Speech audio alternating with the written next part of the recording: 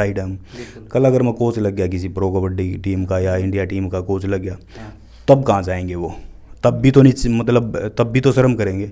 इसका मतलब ये हो गया ना कि आपके पास अगर पावर है तो ही आप इज्जत करोगे। मतलब मेन बात हुआ है उरा चढ़ते न करे से सलाम दुनिया। जैसे आप प्रो कबड्डी के कोच है कि नहीं, आपके नमस्ते भी करेंगे, पैरा कानी हाथ भी करेंगे, राम राम भी ठोके उठते नहीं। वही लड़के आएंगे जो मतलब एटीट्यूड से साइड को निकल जाते हैं ना, वही लड़के फिर बोलेंगे को साहब राम राम ये है। मैंने 2010 में जैसे ट्रायल हो रही थी ना, 2010 एशियन गेम की जब ट्रायल हो रही थी, मैंने चैलेंज कर दिया था कि आप कोचिज़ को भी मैंने ये बात बोला है कि आप जो इंडिया के टॉप 7 हैं आप उनको ले लीजिए। मैं अगर 5 रेड मारूंगा, 5 में से 4 रेड में अगर लेके जाऊं पॉइंट, तो मेरे को ले जा सकते हो आप। तो उनके पास कोई जवाब नहीं था। नहीं, मैंने खुद बोल दिया था अगर मेरी 2 कैच भी लगी तो मैं बैग उठा के निकल जाऊँगा। 2011 का मैं बेस्ट रेडर था इंडिया का। 2010 में एशियन गेम हुआ, 2011 का मैं इंडिया का बेस्ट रेडर था। एक 2012 में KPL हुआ था कबड्डी से पहले, विजयवाड़ा, आपको याद होगा, तो वहाँ भी मैं बेस्ट रेडर था। Police game, all India police game हुई 2013 में, उसका भी मैं बेस्ट प्लेयर था। जोन हुआ, उसका भी बेस्ट रेडर था। जब 2011, 12, 13 में इंडिया का मैं टॉप 2-3 में रहा हूँ। नेशनल गेम में बेस्ट प्लेयर बेस्ट राइडर निकाले नहीं। 2011 में हमने गोल्ड मारा था राजस्थान का। टीम की बात करा, कुछ लोग न्यू भी कहे जो सा 1 नंबर है उसकी कोई रोकनिया को नहीं, लेकिन आप 100 का 100 दे रहे, बेस्ट पे बेस्ट आने लग रहे, लेकिन फिर भी उरे सिपारस की बात आवे है क्योंकि A ग्रेड में आपका नाम ऑल इंडिया पुलिस के बेस्ट राइडर, नेशनल के बेस्ट राइडर, फिर भी कड़े की कमी रही। एक्सेल उरे आएगी दोबारा। हाँ वही आती है। मैं एक दिग्गज प्लेयर है जोगिंदर नरवाल, तोब रही है, जड़ा अड़ गया, लेकिन वो भी इंटरनेशनल नहीं हो पाया आज तक। उड़े उसमें कड़क के कमी लग गया बस। मैं बोलने वाला था पहले ही ये बात। एक इंडिया में सिर्फ मैं मानता हूँ कि 2 ही प्लेयर ऐसे रहे हैं जिनका लेवल बहुत ज़बरदस्त रहा है, जिन्होंने इंडिया की मतलब अपने टाइम की तूती बोली है। लेकिन एक और ईसा और दिग्गज प्लेयर था रविंदर पहल, प्रो कबड्डी के बेस्ट भी है, शायद 2018 एशियन गेम तक कुछ एक सीजन पहले ही बेस्ट आए थे, लेकिन वो भी नेशनल के बेस्ट आए। मतलब उसका आगे बाद जनता लोग डरने लग गए थे। आप भी प्रो कबड्डी उसके खेले, शायद आपने भी डर लग गया करता भाई रविंदर का एक काम है टंगा में बढ़ागा, कितने के बैग कुछ मानने करते, लेकिन वो भी इंटरनेशनल नहीं हो पाए। लेकिन वो आजकल का क्या है, पेड़ पे फल तो लगने लग गए लेकिन वो झुकना भूल गए वो। लेकिन वो क्या है, कबड्डी को तो लॉस है ही है, लेकिन आप खुद को भी लॉस कर रहे हो। मान लीजिए आज ठीक है हम कबड्डी फील्ड से थोड़ा आउटसाइड हम, कल अगर मैं कोच लग गया किसी प्रो कबड्डी टीम का या इंडिया टीम का कोच लग गया, तब कहाँ जाएंगे वो? तब भी तो नहीं, मतलब तब भी तो शर्म करेंगे। इसका मतलब ये हो गया ना कि आपके पास अगर पावर है तो ही आप इज्जत करोगे। मतलब मेन बात हुआ है उरा चढ़ते न करे से सलाम दुनिया। जैसे आप प्रो कबड्डी के कोच है कि नहीं, आपके नमस्ते भी करेंगे, पैरा कानी हाथ भी करेंगे, राम राम भी ठोके उठते नहीं। वही लड़के आएंगे जो मतलब एटीट्यूड से साइड को निकल जाते हैं ना, वही लड़के फिर बोलेंगे को साहब राम राम ये है। लेकिन मैं ये मानता हूँ कि यार ये आप मतलब एक अगर आपको अच्छा लेवल लेना है तो वो चीज़ आप में होनी चाहिए। शर्म इज्जत तो ज़रूरी है। जूनियर सीनियर तो ये क्या है गेम, देखो प्रो कबड्डी किसने स्टार्ट की? हमने की। उस टाइम क्या था, मतलब प्रसाद राव थे, उन्होंने औकात दिखाई थी हमारी 2nd सीजन में। तो उन्होंने एक टीम कैप्टन, कोचेस और रेफरी सब मतलब एक मीटिंग की, और ऐसी मीटिंग की जहां मतलब आप अगर वहां जाते तो सभी कैप्टन्स और प्लेयरों ने ये बोला सर ये क्या है, मतलब ऐसी जगह बिल्कुल वो मतलब ना उसमें साफ सफाई थी, कुछ नहीं थी, प्लास्टिक की उन्होंने टेबल लगा दी। हम 5 स्टार से उठ के प्लास्टिक की चेयर पे बैठे। तो मतलब उन्होंने एक बहुत अच्छी बात बोली थी कि तुम्हारी औकात ये थी, अगर आप भूल जाओगे इस औकात को तो आपको कोई नहीं पूछेगा। मतलब मैंने मतलब उस टाइम ऐसी महसूस की कि लोग औकात जब भूलते हैं ना तो उनको लॉस भी होता है, लेकिन मैं नहीं मानता कि फ़ायदा होता है। तो वो चीज़ आपका सबको पता है। अब मेरा आपको पता है कि वज़ीर का घर परिवार कैसा है, पिछले 10 साल पहले क्या थे, अब क्या हैं, आपको वैसे पता लग जाएगा मेरे बोल से कि मेरे में एटीट्यूड है या फिर मतलब ज़्यादा दिखावा कर रहा हूँ। क्या ज़रूरत है भाई दिखावा करने की? आपका है लेवल तो है, आप पैसे कमा रहे हो तो अपने कमा रहे हो यार। आप मान लीजिए, ठीक है, मैं आपके साथ इंटरव्यू में हूँ, आपने काफ़ी बार मेरे को बोला है कि भाई साहब मैं आपका इंटरव्यू लूँगा, लेकिन मैंने आपको कभी नाराज़ नहीं किया। मैंने बोला यार मैं जब भी टाइम लगेगा मैं आपको बता दूंगा, आप टेंशन फ्री होके इंटरव्यू लो, आप क्योंकि आप गेम का आपको पता है। लेकिन वो चीज़ क्या है, वो चीज़ भूल गए लोग। मैं जो युवा हैं, जो कबड्डी प्लेयर है, मतलब एक अच्छा, लेकिन उनको यही बोलना चाहता हूँ कि यार ठीक है, आपका लेवल अच्छा है, हम दुआ करते हैं कि कबड्डी और ऊंचा जाए, लेकिन आप वो चीज़ मत भूलो जिसे जो सीनियर प्लेयर हैं जिन्होंने मेहनत की है उनको महसूस हो। अब प्रो कबड्डी सीज़न, पहले 2 सीज़न कप्तानी में रहा, हाँ। तीसरी में इंजरी होगी, लेकिन जब प्रो कबड्डी स्टार्ट हुई तो चेहरे कितने थे? 8 ही थे। वो 8 को अगर आप इज्जत नहीं देते, जिन्होंने कबड्डी के लिए मतलब शुरुआत की, चारू शर्मा ने मतलब बोला कि यार कहीं पिट ना जाए, हमने उनको ये बोला कभी नहीं पिटेगी, कभी भी कबड्डी नहीं पिटेगी, आप विश्वास कीजिए। तो हमने वो नींव रखी है, और जो नींव रखने वाले की इज्जत नहीं करता तो मैं नहीं मानता मकान कैसा रहेगा। तो कबड्डी के लिए आप ये रिस्पेक्ट कीजिए, ताकि हमें जो हमने संघर्ष किया है या जो हमारी फेडरेशन ने संघर्ष किया है या जैसे चारू शर्मा जैसे एक अनुभवी लोगों ने संघर्ष किया वो व्यर्थ ना जाए। तो मैं यही बोलना चाहूँगा, रिस्पेक्ट कीजिए आप, वो एक लेवल की रिस्पेक्ट कीजिए, यही मेरा कहना है। मतलब ये एक बात और रहेगी, मैं इस बात का उदाहरण दूंगा भाई साहब। जैसे मतलब मैं पहले कबड्डी खेलता था, जो कोच थे नहीं वो मतलब नमस्ते भी न्यू करके ले जाया करते बस। हाँ। लेकिन वो आज मैं इस लाइन में आ गया, वो खुद हाथ मिलाने की कोशिश कर रहा है। हाँ। मतलब वहाँ चढ़ते न सलाम करा है, वही बात ये दोबारा फिर आएगी। बिल्कुल। अच्छा भाई साहब, जैसे आप प्रो कबड्डी में पहला सीजन में आए थे, 8 टीम थी, लेकिन आपका A ग्रेड में नाम था। जैसे मतलब उसके कुछ दिन बाद एशियन गेम था, क्या कारण है? क्या वजीर सिंह ढूल भी कभी सिफारिश की उस तरह रहा है? देखिए, ये बात बोलने मैं स्वाभाविक नहीं समझता, क्योंकि आप यहाँ से अंदाज़ा लगा लीजिए। मैंने 2010 में जैसे ट्रायल हो रही थी ना, 2010 एशियन गेम की जब ट्रायल हो रही थी, मैंने चैलेंज कर दिया था कि आप कोचिज़ को भी मैंने ये बात बोला है कि आप जो इंडिया के टॉप 7 हैं आप उनको ले लीजिए। मैं अगर 5 रेड मारूंगा, 5 में से 4 रेड में अगर लेके जाऊं पॉइंट, तो मेरे को ले जा सकते हो आप? तो उनके पास कोई जवाब नहीं था। नहीं, मैंने खुद बोल दिया था अगर मेरी 2 कैच भी लगी तो मैं बैग उठा के निकल जाऊंगा। लेकिन अप्रोच की बात करें, वो एक अलग सिस्टम में जाती है, वो कबड्डी को ख़राब करने वाली बात है। अगर आज मेरे को नहीं मिला और मैं बोलता हूँ कि अप्रोच के कारण रह गया या कुछ और रीज़न से रह गया, लेकिन नहीं, मैं यही मानता हूँ कि किस्मत में जो लिखा है वही मिलता है। 2011 का मैं बेस्ट रेडर था इंडिया का, 2010 में एशियन गेम हुआ, 2011 का मैं इंडिया का बेस्ट रेडर था। एक 2012 में KPL हुआ था कबड्डी से पहले, विजयवाड़ा, आपको याद होगा, तो वहाँ भी मैं बेस्ट रेडर था। Police game, all India police game हुई 2013 में, उसका भी मैं बेस्ट प्लेयर था। जोन हुआ, उसका भी बेस्ट रेडर था। जब 2011, 12, 13 में इंडिया का मैं टॉप 2-3 में रहा हूँ। नेशनल गेम में बेस्ट प्लेयर, बेस्ट रेडर निकाले नहीं।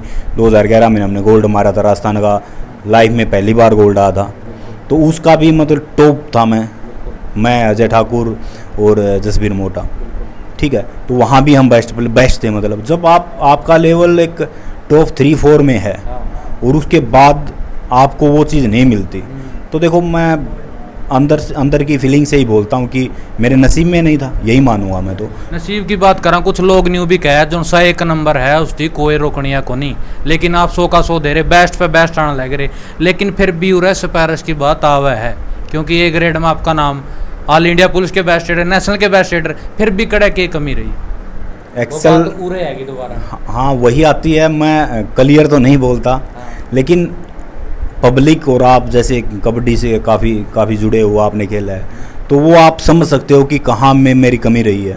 जब कोई प्लेयर आपको चैलेंज कर देता है, उसके अभी जैसे बजरंग पुनिया हुआ या फिर जो भी ये कुश्ती में जो बहस चल रही है, तो वो जब चैलेंज करते हैं तो मतलब फेडरेशन को पता है या प्लेयर को पता है कि क्या है हकीकत। लेकिन मैं इतना ही आपको बताना चाहूँगा, जब 11, 12, 13 का मैं बेस्ट रहा हूँ और टॉप 3-4 में मैं रहा हूँ इंडिया का। उसके बावजूद 2014 में तो मेरे साथ ऐसा हुआ था कि 2014 में एशियन गेम के कैंप से काट दिया था मेरे को। अच्छा। जब आदमी दौड़ेगा नहीं तो फर्स्ट कहाँ से आएगा। वो रीज़न क्या रहा, केरला में हमारी सेम डेट में पुलिस गेम थी, वो शायद पटना में पता नहीं कहाँ नेशनल था, वो सेम डेट में हो गया। मेरे को जहाँ मैं जोन खेल के, जोन का भी मैं उस टाइम बेस्ट प्लेयर था, तो वहाँ जाना पड़ गया। अब डिपार्टमेंट क्या है, डिपार्टमेंट पुलिस गेम ही मैन रहता है डिपार्टमेंट के लिए। मैंने बात की कि मैं नेशनल खेलने जाऊँगा, तो मैंने कोशिश भी की वहाँ से फ़्लाइट पकड़ के जाने की, लेकिन मेरे को एक सांत्वना दी गई कि आपका इंडिया कैंप में है, आपका इंडिया कैंप में सिलेक्शन है, प्लीज़ आप अपना मतलब डिपार्टमेंट से ही खेलें। तो मैं वहाँ नहीं जा पाया। उन्होंने बहाना क्या लगाया कि आप नेशनल में नहीं आए थे, जबकि उस टाइम क्या था, जोन होता था। अगर जोन में आप खेल गए तो वो नेशनल आपके लिए, नेशनल में जो जोन की जो टॉप टीम रहती है वो जाती थी नेशनल में। लेकिन जब आप जोन खेल चुके तो नेशनल तो में पार्टिसिपेट आप कर ही चुके हो, उसके बावजूद आपको इंडिया कैंप से काट दिया गया। तो मैं मतलब इस बात से तो मतलब काफ़ी दुखी हुआ, लेकिन कर क्या सकते हैं, ये हमारे हाथ में नहीं है। मैंने फेडरेशन के खिलाफ़ भी काफ़ी मतलब कोशिश की बोलने की भी, लेकिन क्या है, प्लेयर यहीं एक ऐसी रीज़न रहता है, यहीं दबाव में प्लेयर मरता है। जब आपको आप क्या लेवल है वो और वो नहीं मिलता तो वहाँ हम किसी को दोष नहीं देते। मैं तो अपना ही मतलब किस्मत ही खराब मानता हूँ कि नहीं हुआ। अगर किस्मत में मेरे होता तो शायद पुलिस गेम और नेशनल सेम डेट में नहीं होती। अच्छा, एक बात करें, एक दिग्गज प्लेयर है जोगिंदर नरवाल, तोब रही है, जड़ा अड़ गया, लेकिन वो भी इंटरनेशनल नहीं हो पाया आज तक। उड़ उसमें कड़क के कमी लगा। बस मैं बोलने वाला था पहले ही ये बात, एक इंडिया में सिर्फ मैं मानता हूँ कि 2 ही प्लेयर ऐसे रहे हैं जिनका लेवल बहुत ज़बरदस्त रहा है, जिन्होंने इंडिया की मतलब अपने टाइम की तूती बोली है। जोगिंदर की हम बात करें, जोगिंदर एक ऐसा प्लेयर रहा है जो इंडिया का टॉप, अगर एक कोई बोले कि लेफ्ट कॉर्नर कौन है तो जोगिंदर का नाम आता था।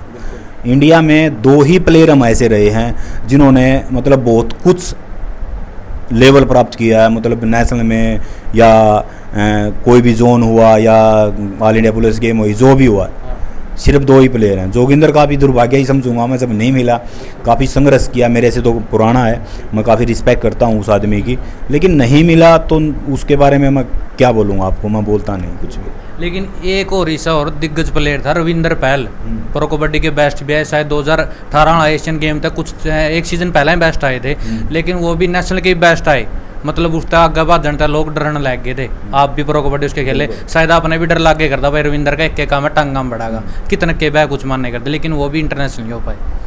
नहीं, जैसे इंडिया तो वो खेल चुके, लेकिन जो चीज़ हम जो चीज़ लेना चाहते थे, जैसे वर्ल्ड कप हुआ या एशियन गेम हुआ, तो वो एक जब हमने शुरुआत की तो एक माइंड सेट था कि हमने एशियन गेम खेलना है। रविंदर पहल ऐसा प्लेयर हुआ है जिसने मतलब एक टाइम ऐसा था कि तूती बोलती थी, कोई भी प्लेयर उसकी तरफ, जैसे मैं अपनी बात करूं तो भी मेरे भी माइंड में ये था कि यार अगर आगे भागूंगा मैं तो कहीं ये बंदा लगातार मेरी कैच ना कर जाए।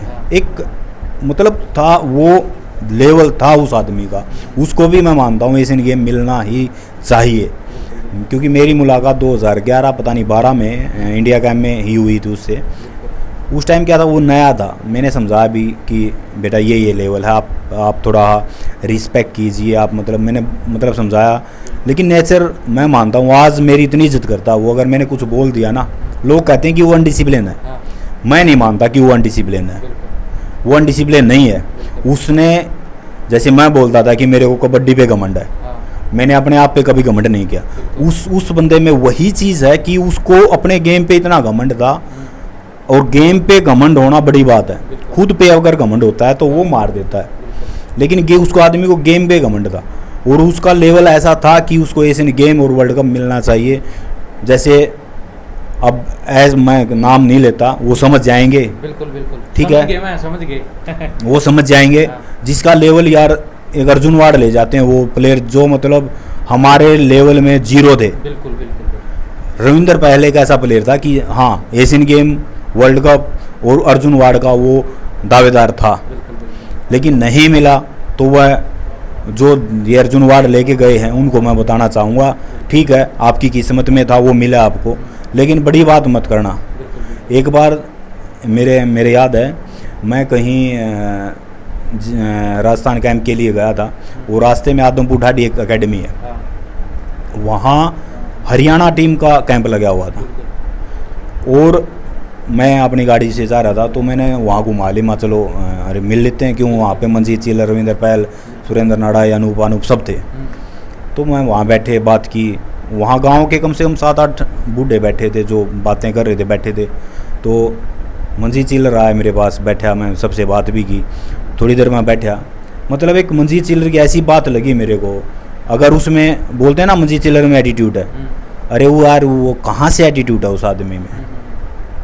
जो आदमी, मैं सबसे बड़ी चीज़ मैं ये मानता हूँ, जो आदमी अपने लेवल के प्लेयर को अपने से ऊंचा बताता है तो उसमें घमंड मैं नहीं मानता।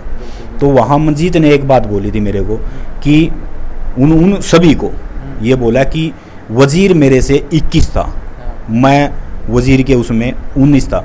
तो मैंने उसको बोला यार नहीं बराबर के प्लेयर थे हम, ये नहीं बोल सकता तुम। तो उसने एक बात बोली कि हाँ ठीक है, एग्री हूँ मैं तेरी बात से, लेकिन तू 21 कैसे था मैं बताता हूँ आपको। आप मेरे को बोलता वो कि पहले लेफ्ट कॉर्नर खेलता था, प्लस राइडर भी था तू, 2 चीज़ थी, लेकिन मैं सिर्फ डिफेंसर था। यहाँ तू 21 था मेरे से, ठीक है मैं मानता हूँ दोनों प्लेयर सेम थे हम। उसने बोला कि मैं इससे 19 था, मेरे को अर्जुन वार्ड मिल गया, लेकिन इस बंदे की किस्मत देखो, ये एशियन गेम भी नहीं मिले पाया। तो मतलब आप कितने संतुष्ट हो गए जब एक आपका लेवल का प्लेयर ये बोलता है कि यार आप मेरे से 21 थे। वहाँ मैं मानता हूँ वहाँ मेरी किस्मत ही अड़ती है, मैं किस्मत को ही दोष देता हूँ कि लिखा हुआ क्यों नहीं लिखा, भगवान ने एशियन गेम लिखना था ना, नहीं लिखा, उसने नहीं मिला। लेकिन उस वहाँ से मैं इतना तृप्त हुआ कि हाँ यार तूने आज सब कुछ पा लिया।